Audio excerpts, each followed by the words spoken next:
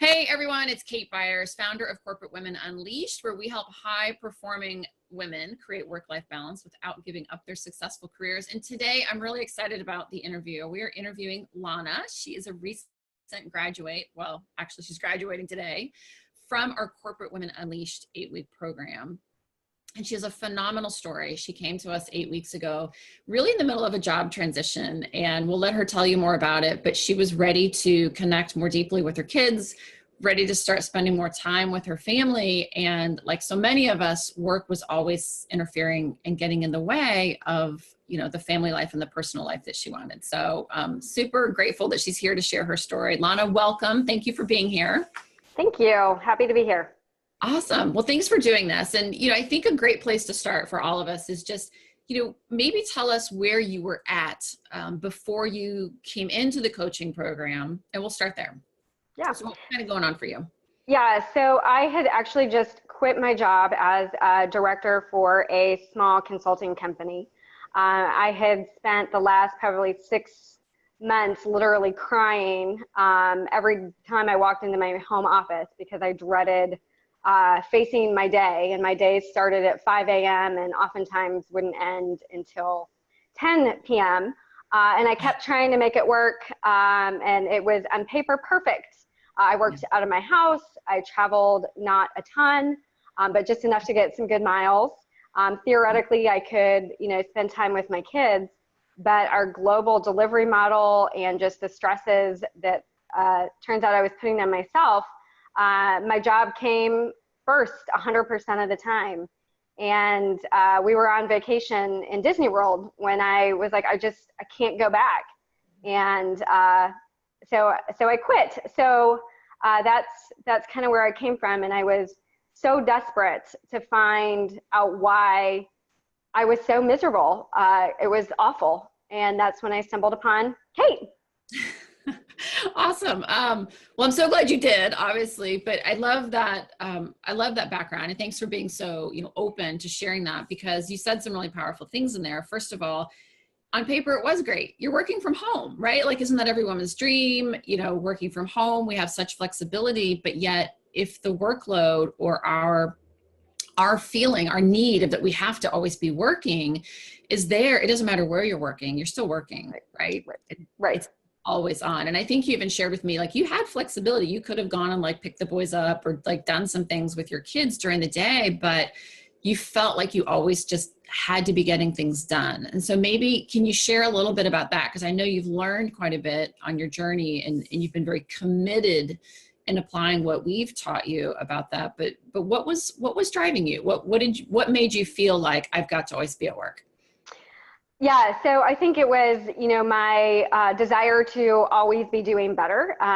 Turns out that I have kind of an innate need to achieve things. And so I felt like if I kept, burning the midnight oil and working hard, that I would be recognized for it. And actually I was, consistently I would be promoted and get more money.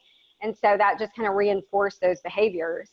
And then I always felt like if I stepped away, someone would need me, and I wouldn't be there, and that would be looked negatively, and that I wouldn't be respected, or people wouldn't trust me with the work. So I really, I was on 100%. I could never let it go, because I was always trying to achieve and always trying to be perfect, which you can't do, which I've learned. Right. And how long, that's just such a beautiful share, because this has happened to all of us. I was there too. I was always like, oh, but just one more minute, I have one more email. And I always felt like I had to be performing at a certain level. Otherwise I'd be letting people down or risking my job. So that's really common. But how long was this going on for you? Like, you're what, 12, 15 years into your career? Yeah, I'm actually 18 years into my career. And so I think, those behaviors had been reinforced from such an early time that I had been doing it for 20 years. So when I left, I think it was less about that specific job and more about the buildup of the past several years of having to be on. And it was just kind of the culmination of several different things that was like, I can't live the rest of my life like that. Right. Right. And that was something that was really clear to me. And, when we talked on our very first phone call, you were like, Kate, if I can make the next 10 years be different than the last 10 years, I'll do anything for that. Right. You know, right. I think that's such a beautiful statement, because when I hear that, like, that's a woman committed to changing her life. And I want to talk about that with you, because a lot of women want work-life balance. Like, I don't know if there's a woman out there who's like, I don't want work-life balance. Like, I think we are all, as women, trying to figure that out, because we do feel like we've got the kids, we've got the house, we have very powerful jobs that we want to maintain. But it takes a commitment. And so, Lana, what brought you to that point where you were, because you had been doing this, like you said, for 18, 20 years. What got you to that point where you were like, I can't do this anymore? Was it you being buried? Was it something going on with your kids? What triggered it for you? It was definitely, I think, the kids, and knowing, I turned 40. So I think that was a big thing, as I realized that, you know, time is fleeting. My son turned 11, my oldest son turned 11 this year. And I realized, you know, I only have him for 8 more years, and I've kind of squandered the last 10 years with him. And, you know, my kids knew I was putting them, I'm going to cry, putting them last and not first. And they would make comments to me. And, you know, I had let that be normal for so long that it took me quitting my job to realize that I needed to put them first. And I had never done that.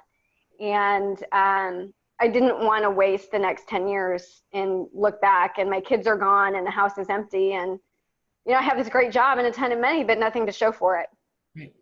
Right. Oh, that's such a beautiful share. Yes. Yes.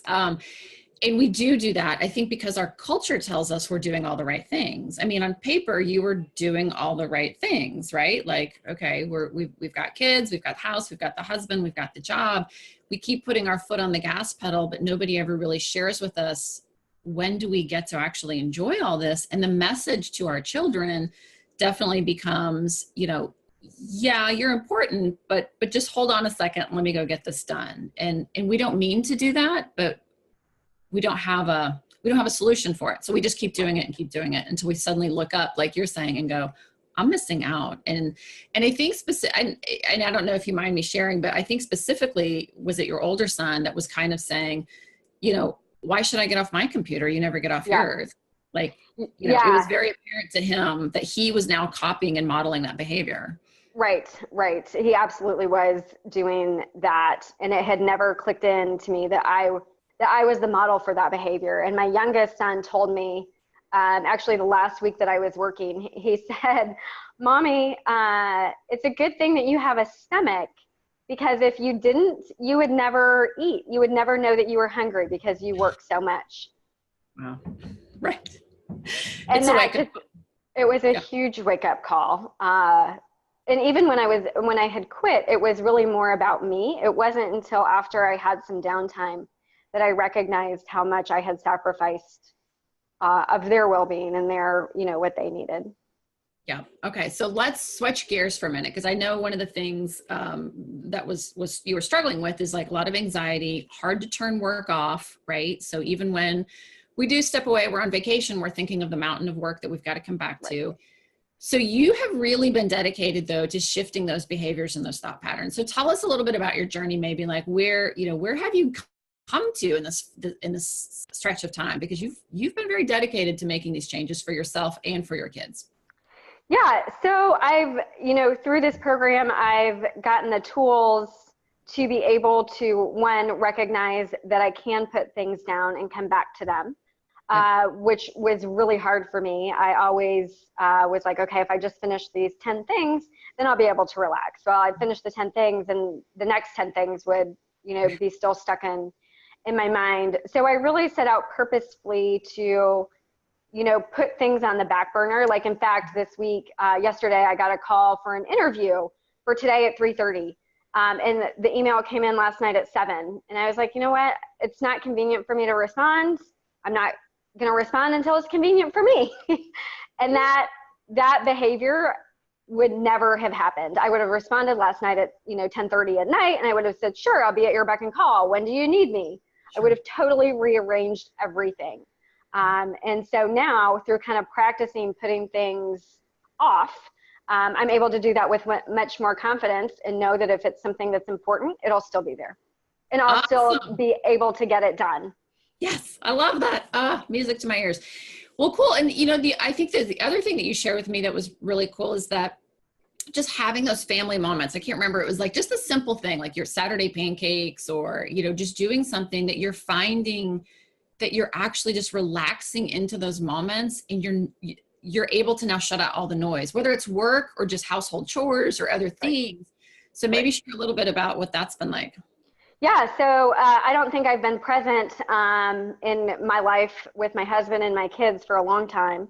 And over the past 8 weeks, we've had several moments where, the only thing I'm thinking about is the actual thing that we're doing, which is amazing. And that was a huge struggle for me. Even if I was, not in front of my computer, I would still be thinking about work. And so there have been, times we went camping this past weekend where I didn't think about what was going to happen when I got home, the fact that the house was a mess. I just thought about canoeing that day, what we were going to have for lunch. And it's amazingly freeing to turn off like that and just enjoy those moments. And they're not big moments. They're nothing fancy. It's just the small things of playing basketball for 20 minutes. Right. Yeah. And that is what life is made of. The life isn't made of 2 vacations a year where you go full out, enjoy it like heck, and then you go back to the grind. Life is full of small moments. And I think that's what I was missing. I wasn't missing out on a vacation. We took vacations, but I was missing out on like actually listening to my daughter tell me about what she did at Girl Scouts and being like, wow, this is important to her. I need to tune in and be focused, or how fun it was to like bring brownies to the classroom and not be thinking like, okay, check, that's done. Now I got to run off and do something else. Right. But like, exactly. live in the joy of the moment. That's so precious. Oh my gosh. I love it. Okay. So the other thing that you have been working on with us is sort of that next move for you, because you do intend to go back to work, and we've been, looking at how to navigate that career differently, how to navigate that career choice a little bit differently. And you've got several different, plans of attack. So, anything that you can share on sort of how you're approaching that differently now with this new mindset? Yeah, so it's funny because I think this is something that has been extremely hard for me over the past several weeks, and it kind of clicked into place this week for me. So I've been looking at kind of 3 different ways to get back in the workforce, and really leveraging one of the tools, Kate, that you helped show me how to use, which is the needs map, and looking at those career opportunities against the needs map. But what was really powerful for me this week was working on my kind of vision of my dream life. And now I've been able to look at career opportunities against that dream. And is this going to give me, set me on the path to that dream, or is this just going to be status quo? And not that there might be anything wrong with status quo, for now, but it makes the decision a little bit different than just looking at the money and the vacation days and whether it's a director title or an individual contributor title. So I feel way more confident, making those decisions, whether it's short-term or long-term, knowing what my ultimate goal is. Yes. Oh my gosh. I love that, because what you just said is you are taking control of your career and your future.